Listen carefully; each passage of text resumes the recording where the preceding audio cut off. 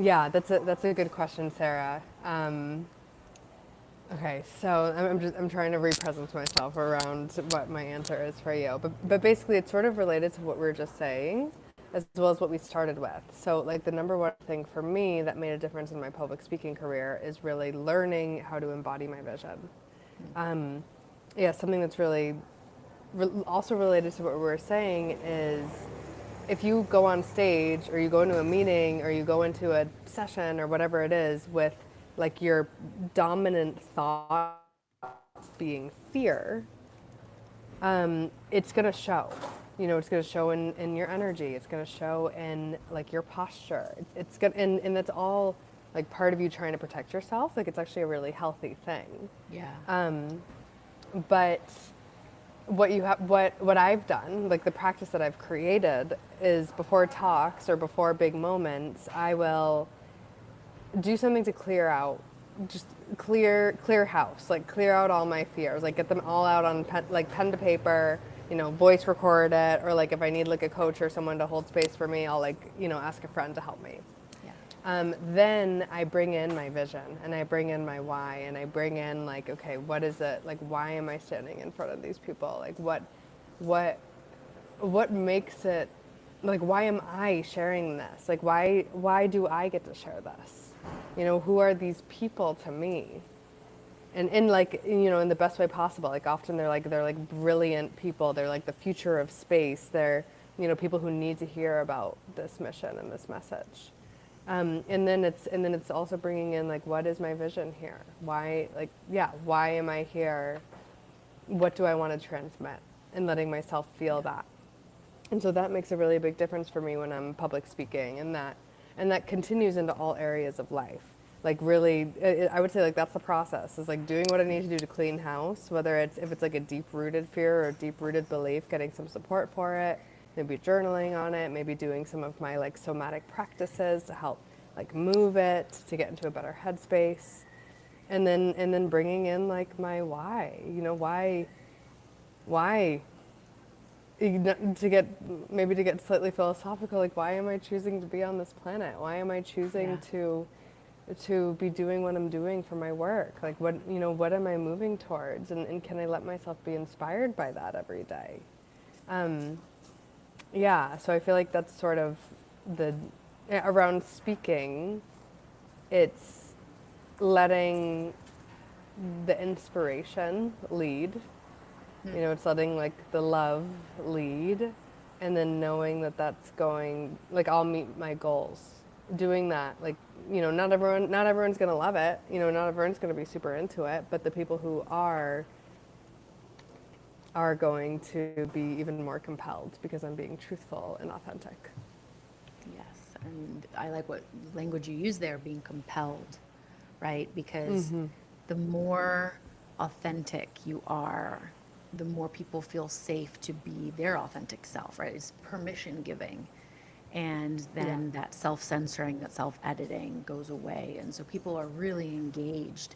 And whether we consciously are aware of it or not, like, our bodies know, right? Just like, I mean, when we're children, we know when we need to answer a certain way or act a certain way because of what we're experiencing in the moment, right? With whoever we're watching, whether that's an older Yeah. child we're trying to emulate, the parents, teachers. So being able to stand fully in your truth and also know that it's yours and it's aligned with your vision, and you know that allows you to show up powerfully. And so even when you do get people who push back or question, you're not defensive, you are Exactly. curious, or you're able to Yeah. say, I appreciate that view, thank you for bringing that point up. And then you can launch into whatever it is, right? Yeah. And so that's where we can take a stand powerfully, and that's how other people become really compelled to listen and to actually, um, you know, they feel something different as well. It's not just that you're inspiring them, it's actually you're helping them unlock something for themselves, and then that's why they take action. Yeah, exactly.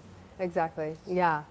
Yeah, and you know, I don't share this as a reason for anyone to like be paranoid when they go on stages or go into meetings, but the way I feel when watching someone on stage often tells me how they feel. So Yes. if I feel really compelled and in the zone and like I can't take my eyes off of them, it's because they likely feel the same exact way. Yeah. You know, if I feel kind of like uncomfortable, often, not always, but often it's because like they're probably feeling really uncomfortable.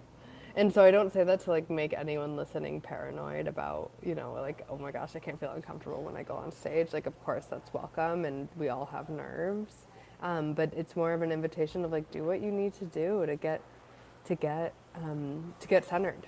You know, do what you Correct. need to do to feel totally prepared and in integrity. That's also a really big one for like speaking on stages and in general. And then the other piece, as it relates to your last question, Sarah, is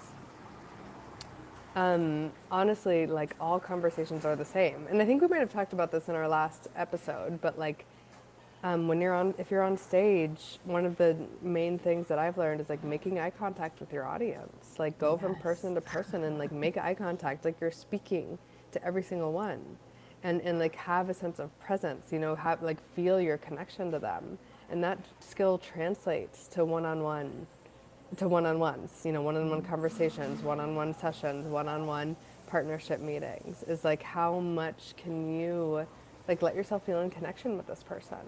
Right. And And the that's more, also a practice. yes, it is. The more Yeah, comfortable you get being present, even when it's uncomfortable, like letting the pause hang there, let things just settle, right? We don't always have to continue speaking. That eye contact is so crucial because you feel different. You feel seen, right? You feel heard, even yeah, though you're not speaking back, but you are in your mind. When you're sitting there listening to a speaker or watching a TED talk or, having that interaction, you're responding back with your thoughts, right? You're yeah, having these yeah, expressions. And a lot of people can't hold eye contact. And it's totally. such a powerful skill, particularly if you're young.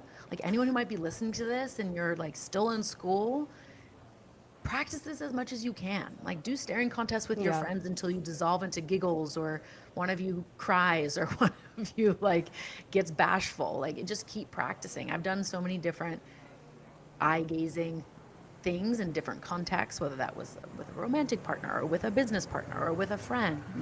And then you pair it with yeah, music and you can get really and feel real a lot of things with it, but just pay attention to how long you can hold eye contact. And so a practice, I think you might have introduced me to this as well, or reminded me of it, where you look in the mirror and you look at yourself and you oh yeah, say these things to yourself, right? Like your I'm responsible for statements or the affirmations that you have for that day.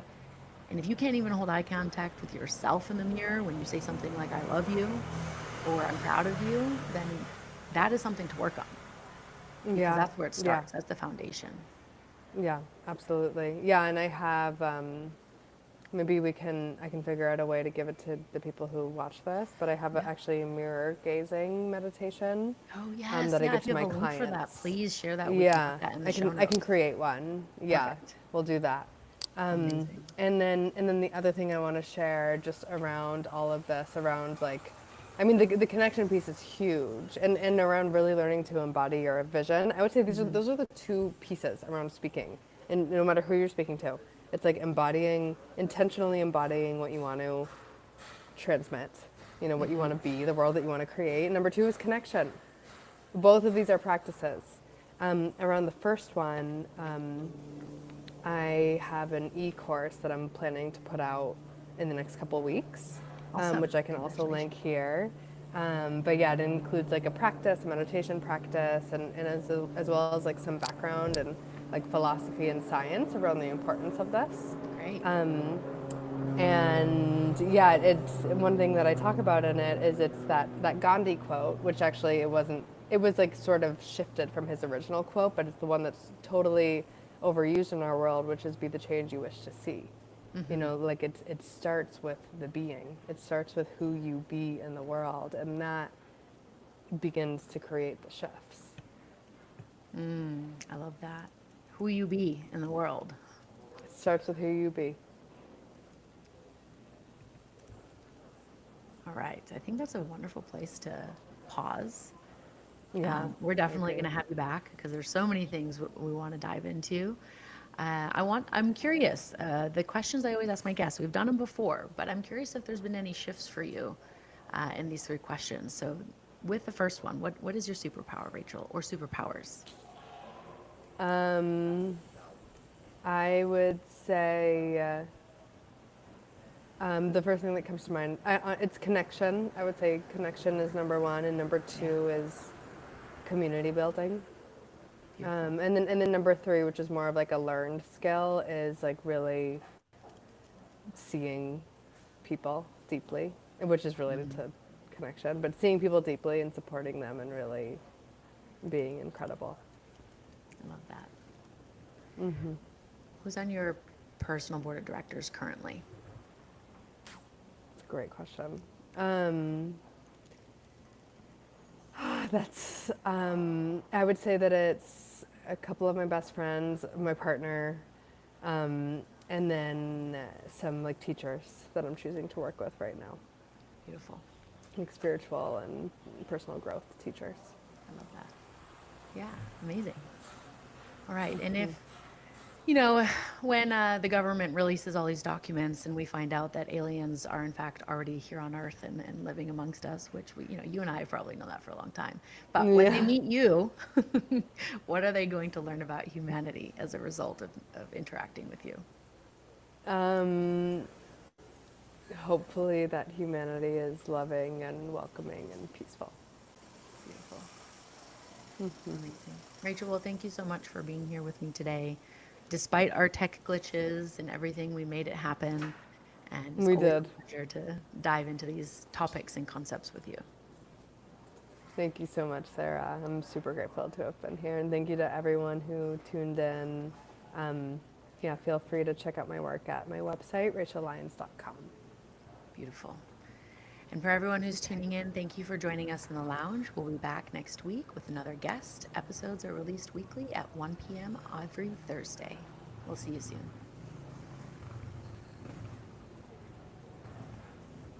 Okay. Okay, and I've got a call. And